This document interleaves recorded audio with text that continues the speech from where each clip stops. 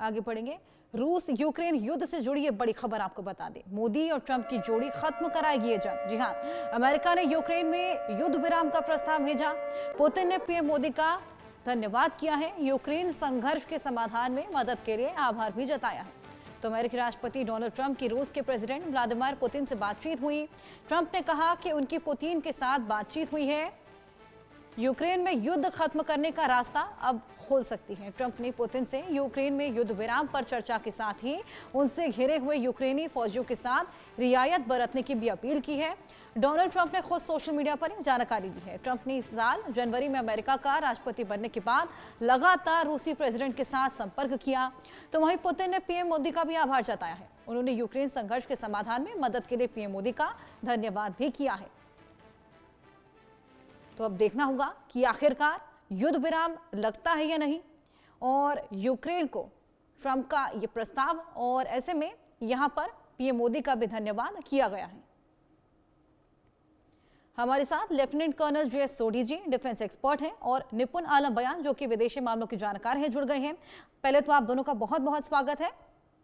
सबसे पहले निपुण, मैं आपके पास आना चाहूंगी। लगातार युद्ध विराम की बातें हम शुरुआत से ही सुनते आ रहे हैं। क्या अब ट्रंप और मोदी की जोड़ी आखिरकार युद्ध विराम लगवाने में सफल साबित होगी? देखिए, बात यही है कि जो पुतिन चाह रहे हैं, प्रेसिडेंट पुतिन का कहना ये है कि हम टेम्परेरी युद्ध विराम नहीं चाहते, हम चाहते हैं कि परमानेंट युद्ध विराम हो। और हर्षद दिक्कत ये हो रही है, अभी जो प्रस्ताव सामने आ रहा है वो आ रहा है टेम्परेरी युद्ध विराम का, कि 30 दिन का हम क्या करें कि आपका युद्ध विराम करें। तो मुझे लगता है कि इसको लेकर कहीं ना कहीं पुतिन थोड़ा सा असमंजस में हो सकते हैं, कुछ टेंशन में हो सकते हैं। लेकिन 30 दिन की शुरुआत है, तो यहाँ पे कहीं ना कहीं अमेरिका का, सऊदी का, इन सब कंट्री का कहना ये है कि शुरुआत तो हो। और अगर हम 30 डेज की शुरुआत करते हैं तो बिल्कुल एक स्टार्टिंग आपकी क्या बनती है, एक स्टार्टिंग आपकी शुरुआत होती है। तो मुझे लगता है कि पुतिन शायद मान जाए इस बात को लेकर बिल्कुल। कि निपुण, 30 मैं डेज आपके की पास वापस आऊंगी। एक बार जे सोढी जी, आपका भी मैं रुख करना चाहूंगी। जिस तरीके से निपुण ने भी मेंशन किया कि टेम्पररी युद्ध विराम लगवाने की यहाँ पर बातें सामने आ रही हैं, तो टेम्पररी युद्ध विराम जो लगेगा, इससे क्या कुछ फायदा रहेगा? क्योंकि अभी फिलहाल जरूरत यही है कि इस पर पूरी तरीके से युद्ध विराम लगा दिया जाए। जयंत हर्षा जी, ये मेरा सौभाग्य कि मैं आपके न्यूज चैनल विख्यात को पैनलिस्ट के साथ हूं। भू राजनीति और अंतर्राष्ट्रीय रिश्तों में 3 प्रकार के देश होते हैं। पहला प्रकार होता है जो कि जियोपॉलिटिकल पावर होते हैं, जो कि दुनिया में 3 ही है, रूस, अमेरिका और चीन। और यही 3 देश दुनिया में किसी युद्ध को खत्म करवा सकते हैं।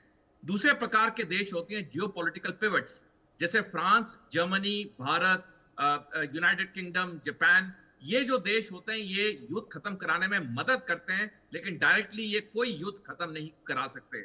और तीसरे प्रकार के देश होते हैं अन्य देश, जिनका कोई बोलबाला नहीं होता है भू राजनीति और अंतर्राष्ट्रीय रिश्तों में।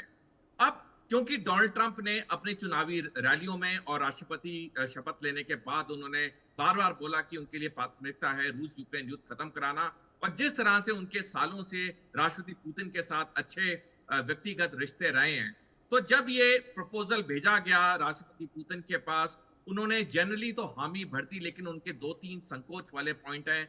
एक है कि ये टेम्परेरी युद्ध विराम नहीं होना चाहिए, ये ऐसा युद्ध विराम होना चाहिए ताकि आने वाले समय में दोबारा युद्ध जैसी परिस्थितियां कभी ना पैदा हो।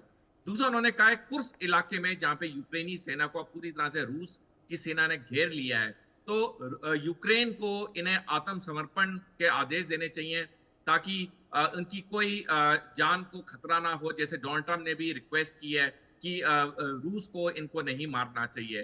तो ये जब तक ये 2-3 जो मसले हैं ये अमेरिका क्लियर नहीं करता है, तब तक राष्ट्रपति पुतिन पूरी तरह से युद्ध विराम के लिए हामी नहीं बनेंगे।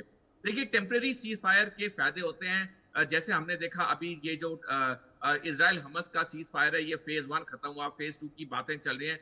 टेम्परेरी सीज फायर तो अच्छा होता है बनस्पत जहां युद्ध होता है, जहां पे रोज इतनी खून की नदियां बहती हैं, लोगों की मौत होती है, डेफिनेटली। लेकिन जो राष्ट्रपति पुतिन का बात है वो बिल्कुल सही है कि हमें लंबे पक्ष में सोचना होगा कि दोबारा ऐसी युद्ध की परिस्थितियां ना पैदा हो। इसके लिए अमेरिका और बाकी नाटो देशों को सोच विचार करना होगा और रूस को आश्वासन देना होगा कि युद्ध जैसी परिस्थितियां ना हो। मैं एक और टिप्पणी करना चाहूंगा आशा जी, बिल्कुल। इसका जो मूल कारण है इस युद्ध का वो है नाटो का विस्तार।